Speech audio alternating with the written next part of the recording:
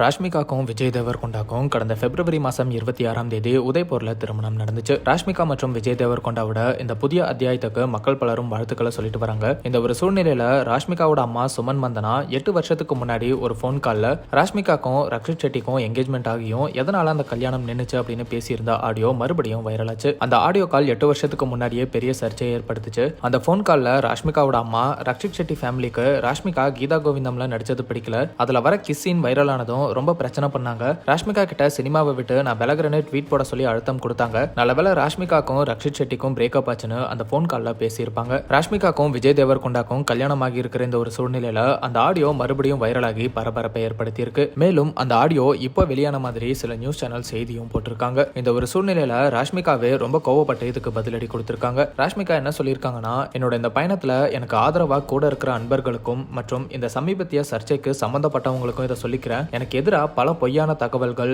தொல்லைகள், சில மீடியாக்கள் மற்றும் சில நபர்கள் என்னை டார்கெட் பண்ணி அட்டாக் பண்றது இதெல்லாம் 8 வருஷத்துக்கு முன்னாடியே தொடங்கிருச்சு. நான் சொல்ற விஷயங்களை திரிச்சு, நான் சொல்லாத விஷயங்களை பொய்யா பரப்பி வியூஸ்க்காகவும் ரீச்காகவும் என் மேல வெறுப்பை ஏற்படுத்தினாங்க. இதெல்லாம் நடக்கும்போது நான் காயப்பட்டாலும் நான் பொறுமையா அமைதியா இருந்தேன். நம்ம இப்படி செலிபிரிட்டியா இருந்தா இந்த மாதிரியான தேவையில்லாத விமர்சனங்கள் வைப்பாங்க அப்படிங்கறத நான் அக்செப்ட் பண்ணிக்கிறேன். ஆனா நமக்கு உண்மையா இருந்து சந்தோஷமா அன்பை பரப்பிட்டு வந்தா இதெல்லாம் நம்மள பாதிக்காது அப்படின்னு நினைச்சேன். ஆனா இப்ப நடந்துட்டு இருக்கிற விஷயம் எல்லாம் எல்லாம் மீறி போயிட்டு இருக்கு. அதை என்னால கண்டுக்காம இருக்க முடியாது. 8 வருஷத்துக்கு முன்னாடி எங்க அம்மாவோட பழைய பிரைவேட் கான்வர்சேஷன் ரெக்கார்ட் பண்ணப்பட்டு எங்களோட அனுமதி இல்லாம அது பரப்பப்பட்டுச்சு. அந்த கான்வர்சேஷன்ல ஒரு சின்ன பகுதி மட்டும் இப்ப மறுபடியும் வைரலாகி என்னோட திருமண வாழ்க்கையோட தொடர்பு படுத்தி தேவையில்லாத பிரச்சனையை சிலர் ஏற்படுத்திட்டு வராங்க. இன்னும் எனக்கு எவ்வளவு தொல்லை தருவீங்க?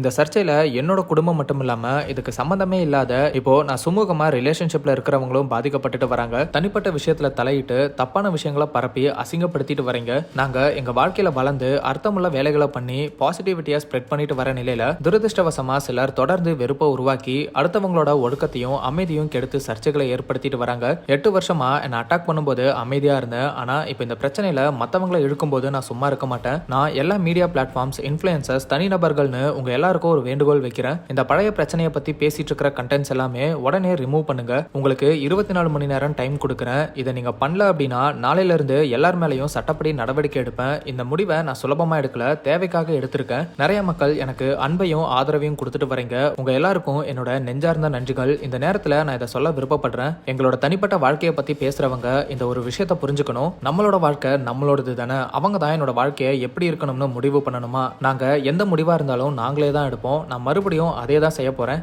நன்றி அப்படின்னு ராஷ்மிகா ரொம்ப ஆதங்கப்பட்டு சொல்லியிருக்காங்க. ராஷ்மிகாவோட இந்த பதிலடிக்கு இப்ப பலருமே ஆதரவுகளை தெரிவிச்சிட்டு வராங்க அப்படிங்கிறதும் குறிப்பிடத்தக்கது.